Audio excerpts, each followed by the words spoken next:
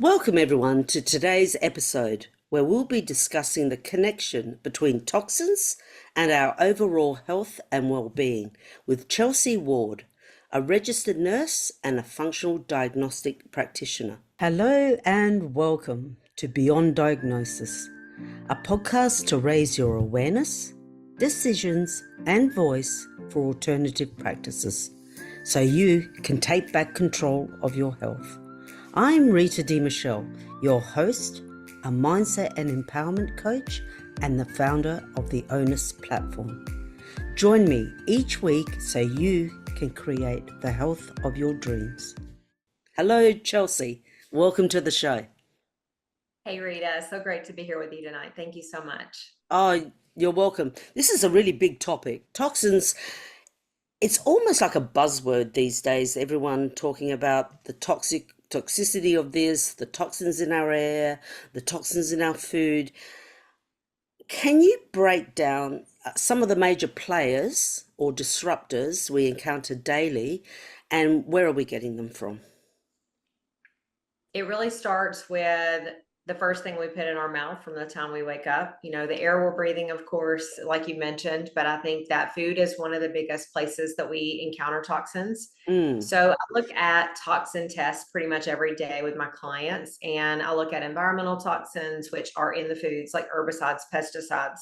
I'm looking at heavy metals, and I'm also looking at mycotoxins, which are in, like, they're forming because of mold. And I find that our food is not only sprayed with herbicides and pesticides, but it also has a lot of mold. So we have grains that are carrying mold, things like berries, pistachios, peanuts, coffee, all those things. They are high carriers of mold. So just making sure we're choosing organic foods when possible, that's going to help decrease the amount of mold, but it's also going to help decrease the amount of toxins. And then we can look a little bit deeper from the time we get up. You know, we've had our cup of coffee, potentially moldy, potentially filled with chemicals, potentially, highly processed, and we're not choosing great coffee. And then we go into our bathroom and we start our morning routine, and we start putting on our makeup and our skincare, and we've used our body wash. And the studies are kind of different on how many products or how many chemicals that we're encountering on a daily basis when it comes to those things, but mm, it's hundreds. And we're just putting hundreds of chemicals on our skin. And then our skin is a large organ that is absorbing all of those things that are having a negative impact on our body. And so we're also exposed, like you said, through the air we breathe and the water we drink. But our home is filled with chemicals as well. Most of us are either working from home, we're working in an office, we are around the furniture that is off gassing chemicals, fire retardants, those types of things. Our mattresses are covered with mm. that.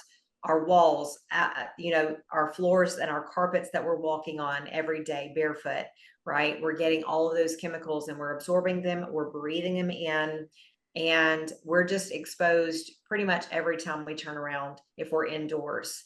Outdoor is a little bit better, but there are chemicals outside. People are spraying their yards with toxic chemicals. Yeah. The rainfall is bringing them into your yard, whether or not you're using them or not, it doesn't matter. Even if you're eating organic, you're still getting rainwater and wash from those non-organic fields that have been sprayed. So I'm seeing people that have lived an organic lifestyle, they're still filled with glyphosate and other herbicides and pesticides. Mm. So there's so many different ways that we can get exposed on a day-to-day basis through just living our normal lives. God, it's scary. It is scary when you actually, if you were to write that as a list, you could be a huge scroll. The amount that we have to deal with.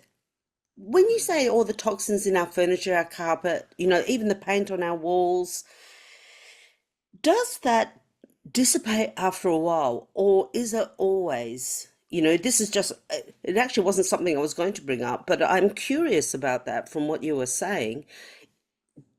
Do those toxins, say you buy a new sofa, a new lounge, you have new carpet laid, and there would be toxins, you can actually smell it. You buy a new car, my God, it's overwhelming, when you get into a new car that's actually been out in the sun. Do those toxins dissipate? Do they break down and don't have such an effect on you after a period of time? Are they always there and people need to be aware? A lot of those are embedded in the material. You know, you take something like cotton, and cotton is sprayed with glyphosate, it's sprayed with herbicides, it's sprayed with chemicals, and we're wearing it every day.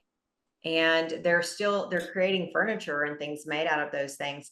A lot of the chemicals can dissipate, you know, they can become lessened, but they're not going to completely disappear. You know, there's still going to be things. If you turned off all the filtration systems in your home and you turned your air off and you let your home sit for a couple days, you're going to start to smell that chemical smell again. It's usually going to come back, you know, so it's not going to completely disappear. Of course, it's going to get better. Mm. And newer homes are going to be a lot more toxic because they have that fresh chemical, the fresh paint from the wall that you actually can smell. Those are going to be a little bit worse, but for the most part, we're still getting exposed to it because there is protection in, like, say your mattress, for example, there are fire retardants in there and they are not meant to go away. They're meant to protect protect you if there's a fire. You know, baby bedding is Mm. the same way. So you lay your baby down in the bedding and there's fire retardants in that. So, and it's meant to protect you. So, and it's a chemical. So it will definitely stay around long term. So when parents are buying all, excuse me, the fire retardant clothing or pajamas or whatever for their kids, thinking they're doing a great thing, which they are to protect them from Right. fire, you know. And then there's the backlash of it's so toxic. You know, it be anyway, and then we could go down a path with that one. So, in what way did toxins contribute to chronic health, chronic conditions, and where can people start to protect themselves? It really has a negative impact on the body's ability to get rid of toxins efficiently because we're exposed to so many toxins on a regular basis. The body is almost bombarded with them. So we're exposed to about 2.3 pounds of toxins every day. That's the latest I've read in the research as humans, right? So we have to have a way to get rid of those toxins. And Mm. the way that we do that is through our breath. When we breathe out, we're breathing out toxicity. We're releasing those toxins. We do that through our skin, through sweating. And we also do that through going to the bathroom, pooping good on a regular basis and having those great bowel movements. Our liver is our largest, our biggest detox organ. I like to think of that as kind of the grandfather detox organ. But then we have our kidneys that are detoxing all the time, our brain, a lot of our organs and tissues, our lungs, they're all detoxing on a regular basis. It's a part of their job on a day-to-day basis. And a lot of the healing in the body will take place at night. But because of the amount of toxins that we're exposed to, I don't know that humans were ever intended to be exposed to all the chemicals that we are currently exposed to. The organs just become very toxic and they become kind of overloaded and bombarded. And about 10 years ago, I really started a detox journey for myself, just not even realizing I needed it, but, you know, just kind of intuitively, and was really trained by another functional medicine doctor who magically came into my life and helped me understand detox for my own body. And I started using it and it changed my life.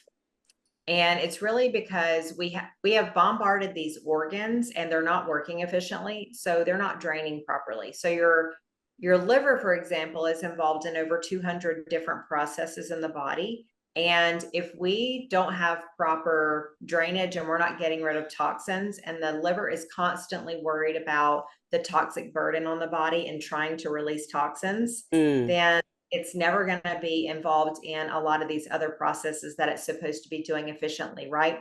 So now we have a thyroid epidemic. Why do we have that? Well, part of the liver's job is to convert the inactive form of thyroid into the active form of thyroid. So from T4 to T3. And that doesn't happen efficiently if the liver is bombarded with all of these toxins. So we're in toxic burden, we're in toxic overload. And a lot of the time I'll watch people go through a detox program or get rid of a lot of the toxins in their life, and thyroid disease will start to reverse. If there's not damage to the thyroid itself, then you can reverse that. So, and that's one organ system, right? That's one process. But just to answer your question, by that one process, the liver is involved in so many different things in the body that it's everything's really happening in a similar way, right? So there's a backup. Estrogen detox doesn't happen. We can talk about hormones for women. We're gaining weight, we're moody, we're physically tired, we're kind of feeling weepy around our cycles, we're bloated, we're PMSing, we're struggling through menopause, all the things. And what's going on is that a lot of times we're in a state of estrogen toxicity, and we are not draining estrogen properly because these detox organs are responsible for that.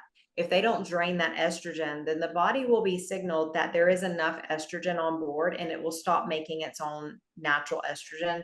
But you're going to have a backup of estrogen as well. So that leads to estrogen dominance. And a lot of these symptoms are because old estrogen is just in the body, not being able to be used, messing up our cycles. And it all has to do with detox as well. Wow, so that estrogen gets stored instead of detoxed out.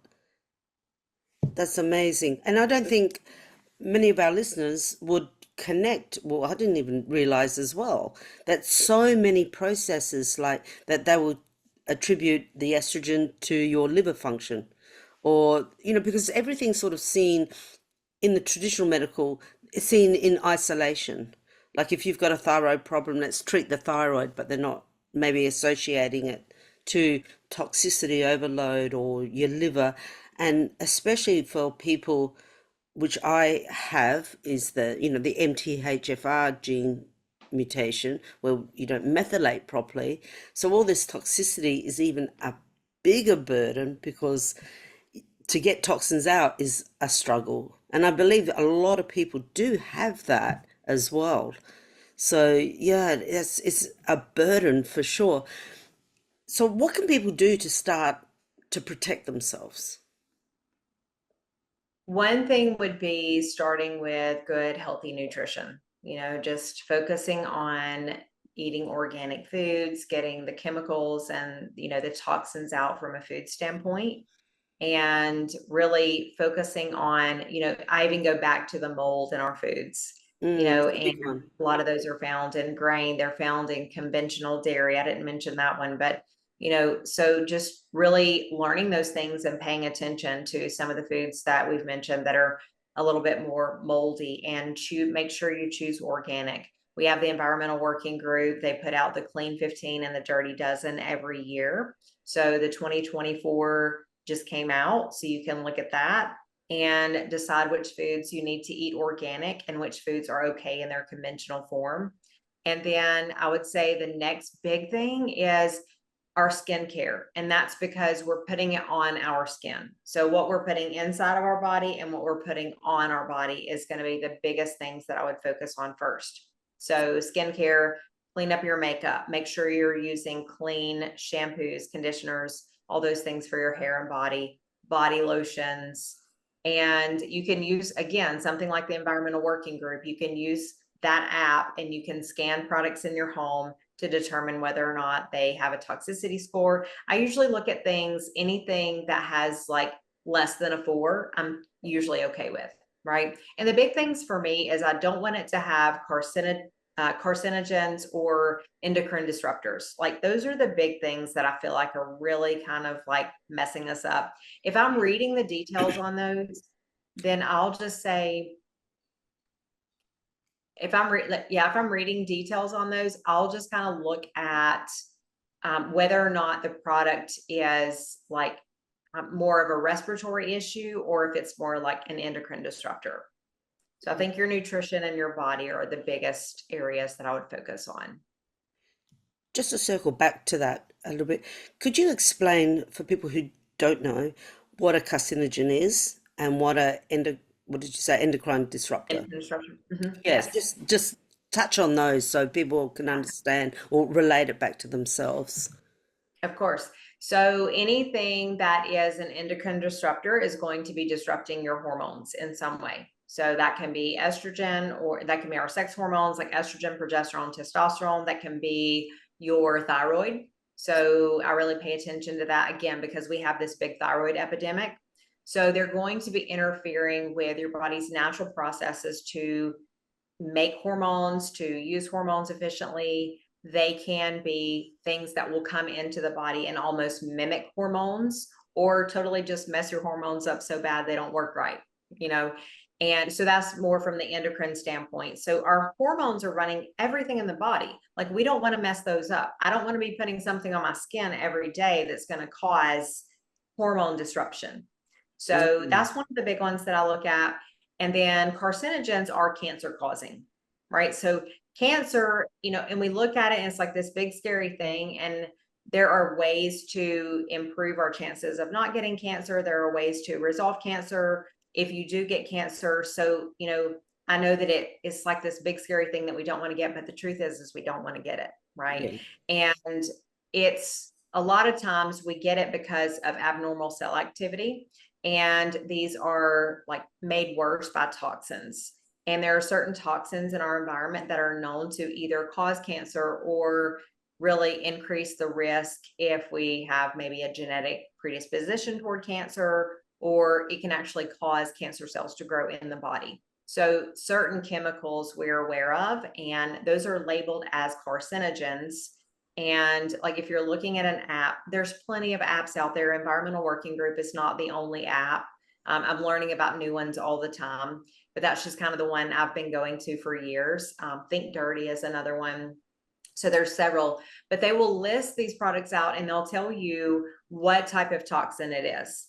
So they'll say this is going to cause endocrine disruption, or this is going to cause, this can cause cancer, or this one usually will be more of a respiratory type reaction, right? So if Yeah. something's a respiratory reaction, like I'm washing my hair with a shampoo that has the potential to cause a respiratory type reaction, well, I'm going to know if I have that, you Yeah. know, I'm going to know if something happens. So I don't necessarily worry about things like that as much. And I look at the scores and I kind of determine like what is okay for me and what is not.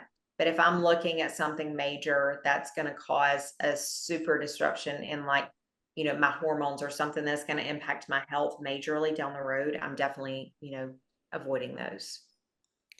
It's around responsibility as well, isn't it? Taking responsibility for what you put in your mouth, on your body, um, whether you smoke, whether you don't, all of those sort of things. Really, you have to think about what you're putting in your shopping basket as well. When you walk around, or what you're putting on your body, as you said. Is it realistic to live a toxic free life, or is it more realistic to think this is everywhere? How can I live a low tox life? And yeah, can you Yeah, speak to that's so that? good. I love this because you have people on both sides of the coin. And I'm more of that middle of the road person. Like, let's really think about this and talk about it logically, right? Mm, So you have this corner that says that you can't detox, like, that's not possible. You can't get rid of toxins. And then you have this corner that's like the detox junkies. And, you know, I kind of lean more toward the detox junkie side, I'll tell you, just because I know the impact it's had on my life. But I will say that no, you're not going to get rid of every toxin in your body. Like, it's mm, impossible. And you can't just wash the cells completely clean. You're not going to ever come up with a 0 on a tox test. But the other side of that is you want to be doing everything on a regular basis that you can to make sure that you're living a low tox life. And the sad part that I see, I think, is that we are exposed to all of these toxins, and then we change our life and we clean up all these things. And I work with women all the time now, and it's like, okay, I've done all the things. I'm organic, I've cleaned my skincare, I've done all these great things. And I look at their tox test and it is a wreck still. And I think it's because we're still so bombarded with toxins on a regular basis that our organs are just tired. They're sick. They're not functioning as they should. They're not getting rid of these toxins as they should. We can go down the whole gut microbiome process, and I could talk for days on why that's the case. I'll save that for another day. But I just, I want to encourage you, like, while you're cleaning these things up, sometimes there are toxins that can still linger. And that's really the importance of bringing practices in that are going to actually help you detox your body, detox your cells, and things like that. You can do anything from infrared sauna, you can use castor oil packs, you can use just those natural at home do it yourself things, you can use coffee enemas, like a lot of different things just to kind of help purge toxins out of the body. But sometimes just thinking about going through like phase one, phase two detox products or using detox programs to help you. And the detox in a box over the counter, the teas and things, while they're nice, they can give you some nice herbs and things like that. They're just not going to be enough to take you through a true detox.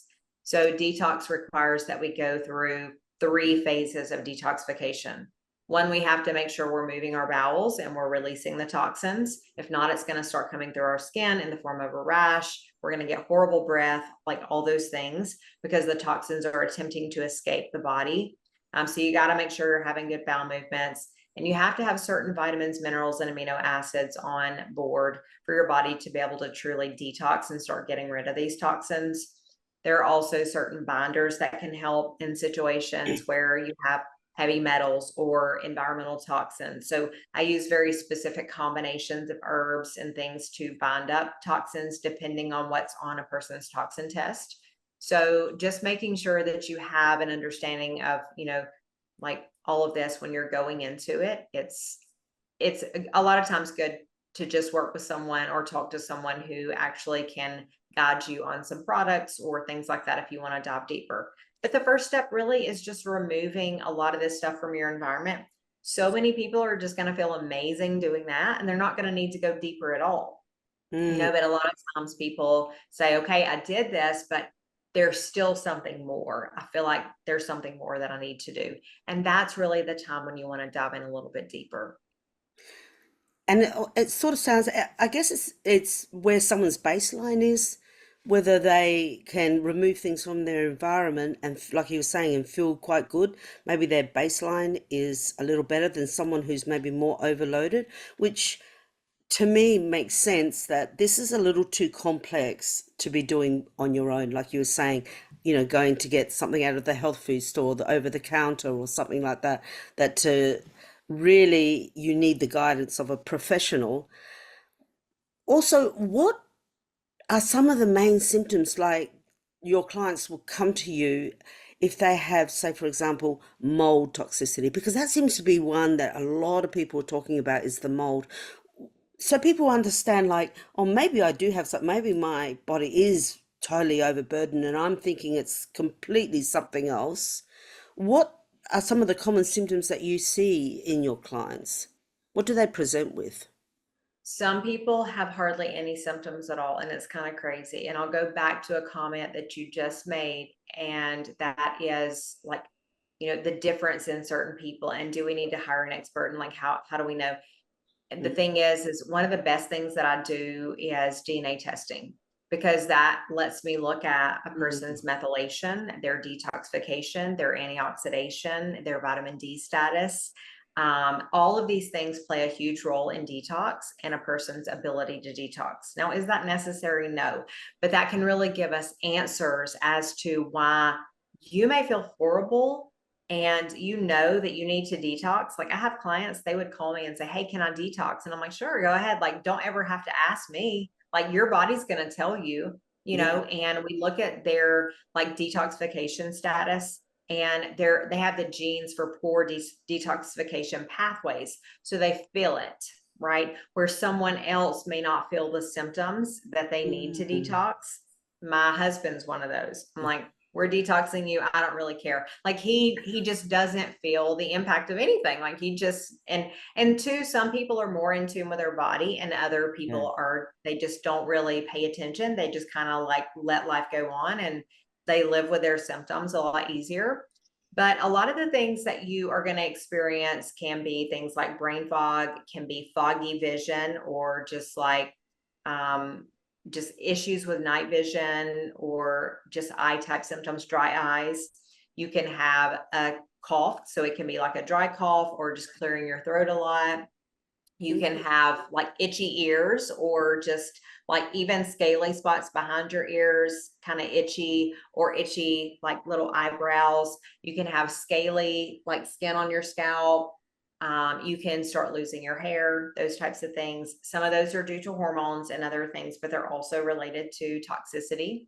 You can have heart palpitations. You can have like smelly armpits, just sweating a lot, or even the inability to sweat. So a lot of people will get in a sauna and they say, I get in the sauna and I don't even sweat. So that is a sign that your detox pathways are a little bit clogged up.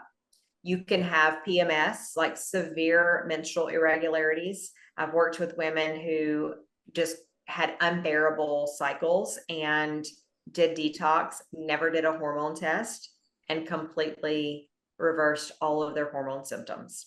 It was all related to toxicity, right? So there's so many things that you can experience. Skin conditions, you can have achy joints, Mm. and the list really goes The on. list It is really, huge. mhm. It's Yeah, absolutely it impacts huge. pretty much everything. It does. It has a huge impact.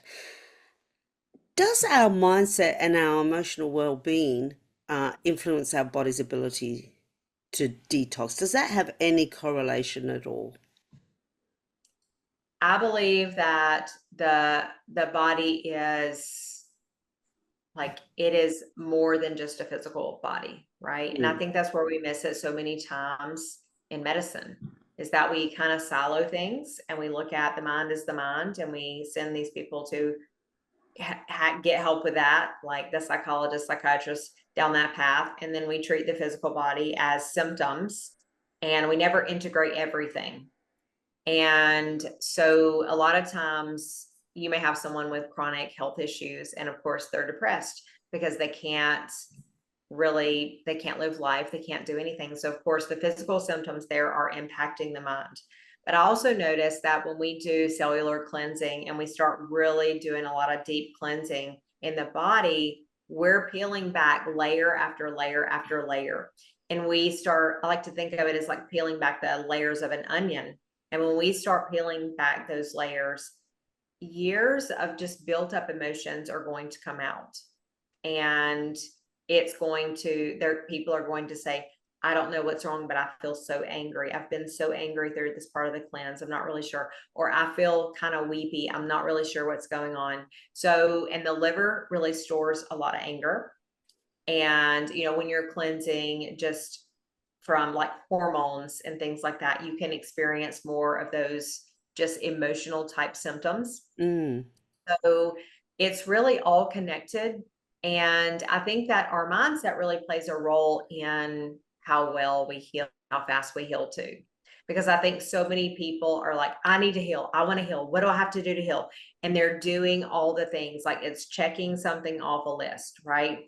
I'm doing my castor oil pack. I'm going to yoga class. I'm taking my supplements. I'm doing my hot bath. I'm doing like all the things. And it's just like it becomes a list, and you become stressed and overwhelmed with this list. The truth is that body cannot heal in a state of stress, right? So when we're stressed out, we actually send energy to our extremities.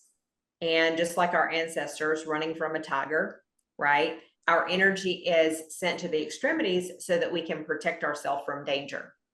And that means that all of the energy that is needed for healing our main organs, which are at the center of our body, we have nothing there left in our reserves to focus on our healing. And then we lay down, we go to bed, we have a million things running through our head, and we don't sleep at night because we're so stressed. Life is stressful. I'm on this healing journey. My life is a wreck. My kids are going crazy, like all this stuff. And then I don't heal because I don't even sleep at night. And your body goes through a lot of repair at night, so you're stressed during the day, so you can't do any healing during the day. You're stressed at night, you're staying up all night, you're not sleeping well, you're not healing at night. So absolutely, it's going to impact it from, and I just gave a million examples, I know, but it impacts it from so many different directions. The mind and the body work. So like they need to be in sync. Absolutely. I love that. I love that because I'm glad you gave so many examples because it's hard, like you're saying, people do tick things off on a list and they think they've been really healthy and absolutely no judgment whatsoever. But they go, I've had my smoothie, I've gone for a walk, I've stretched or whatever.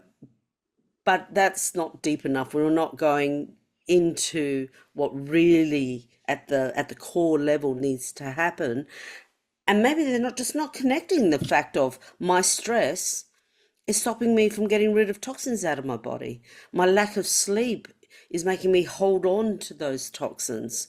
Um, I don't know if I would have actually connected it all together like that. That is so fascinating. Which brings me to like, what are then three recommendations that you could give our listeners today that they could put into action to start reducing their toxic load, whether it's physical or emotional or combination? What are three things? One is get back to the basics, get back to nature. You know, Mm, we're mm. stuck in front of our technology. We didn't even talk about EMFs. It's another form of technology, that Because hidden. I've got an earthing mat under my feet. Yeah. Yeah, exactly. Those just like invisible toxins in our air. So one is just get back to nature, as much as you possibly can. So that would be getting outside in the mornings and going for a walk in the natural sunlight. No sunglasses, glasses, or contacts if you can. And get the natural sunlight in your eyes. Let your body naturally wake up. Breathe in the fresh air. You might be in a city, but I promise you it's fresher than what's inside your house. It's going to Wow. energize you, Yeah. and get in nature as much as you can. Get your feet in the bare grass, get your body in around trees and just nature and bodies of water if that's possible for you. You're breathing in the immune system of the forest, and it's I amazing love that. for just like boosting your own immune system. You get to borrow the immune system of the forest. Just a couple hours in nature will actually boost your immune system for about 30 days. And the way that that impacts you from a toxic level is amazing, because your body is going to be running more efficiently, because your gut and all of those, just your digestive tract, that's involved really hugely when it comes to detox. So if you can work on a lot of those detox organs, and you can work on like your liver, all those things, you can boost your immune system. So 80% of your immune system is found in your gut. So if you're boosting all of that and you're improving that entire cycle, then that's going to help detox. And I would say the other thing is really just focus on the low hanging fruit for you, right? So I talked about some of the big things, like focusing on nutrition and the things that you're putting in your body and on your body, right? So that would be the food that goes in, and then that would be the personal care products. So what are some things that you can really do today that are going to be great for getting the toxic burden off of you? Can you look for different products in your home and say, I'm running out of shampoo. Let me look for a non-toxic version. Or I am going to the grocery store this week. Can I replace a spice in my spice cabinet? Just one. That's okay. Just one, your favorite one, and can I just buy organic groceries this week? Can I look up the environmental working group, ewg.org, and just like look at their clean 15 and dirty dozen? You can literally like Google right now, type it in your keyboard, clean 15, dirty dozen. The list is going to pop up for you. Can you shop according to that list? You're really just going to find the low hanging fruit, the things that seem so super easy for you to do, and just throw that checklist out. you know that to-do list that's adding so much stress to your life already, and give yourself a moment to rest. For me, that's going to be in nature, right? I just said get out in nature, and I love nature, and I think that I wasn't always that person that fell in love with nature, but I think that now it is more than just getting out there and it's like taking a walk and there's trees and things like that. I know the properties of nature and what it bears. It's like it has an immune system. It's creation. Like it was created for me to enjoy and love, and just and all those things. And that brings joy if you let it, if you can really kind of be present in that moment and you can really appreciate your surroundings. So that's going to improve the joy factor that we talked about for all of this to kind of just marry nicely together. So you're approaching this from a mind body perspective. Fantastic. God, do I love that statement, that line, the forest immune system. I've never heard that before. That is just brilliant. I love that.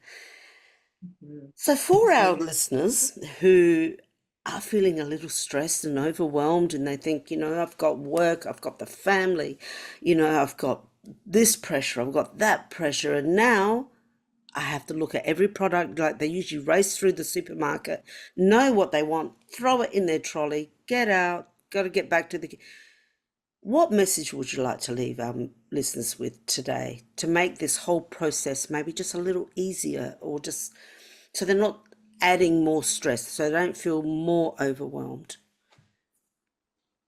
so I just spoke with a client yesterday, and she said, I have revamped my entire, like, everything that I have. And she's very sensitive to chemicals, she's sensitive to smells and all those things. And on top of, she wanted everything to be non-toxic, you know.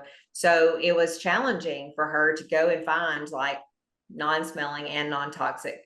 So, but she said she accepted the stress and the challenge as like, this is this is a challenge for me, and in a good positive way. Like, you do this one time and then it's done. Like, the brand of shampoo you normally get. So it's going to be the same way once you make your pantry over, once you make your cabinet over, right? It's going to be finding the non-toxic item and then replacing it. So I would say if you're stressed and overwhelmed, just take this as knowledge, right? This is a piece of knowledge. This is something that you learned, and know that you're going to be exposed to toxins every single day. I use a toxic hairspray. I'll be very transparent about that. Most of my home is non-toxic. Everything from cleaning to makeup, all the things. But I like my toxic hairspray, and I'm probably going to keep it. It's just, I haven't found anything to replace it. So that's to say, you will not get rid of everything 100%. Mm, You really have to focus on, what can I do today? If you go to, and it's just like I said a few minutes ago too, if you just go to the grocery store and can focus on that right there in the moment, it's like, what can I buy that's organic? Or what can I do the next time I run out of something specific? Can I just replace that one item? It doesn't have to be anything. You don't have to go remake your whole life, you know, and just take it one step at a time.